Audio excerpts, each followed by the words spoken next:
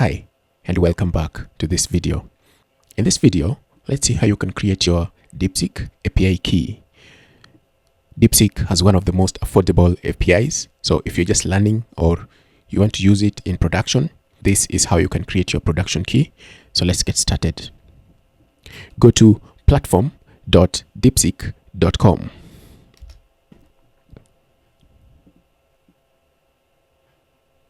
And if you don't have an account, create one using Gmail. Use your Gmail account. That will make it easier for you to create the account. To create your API key, first of all, you need to top up your DeepSeek account. So go to top up and then go to top up right there.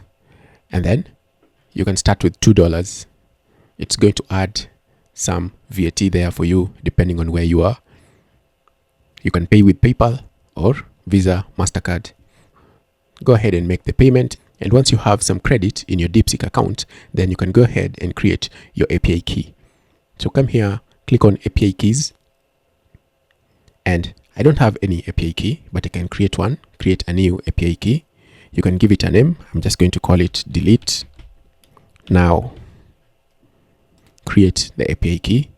And this is the only time the key will be shown to you. So if you want to use it, definitely copy it and save it somewhere, and you can reuse it if you need to use it in multiple places. You can just copy it, maybe put it inside of a text editor, Control V, save that into a file where you can reuse it later.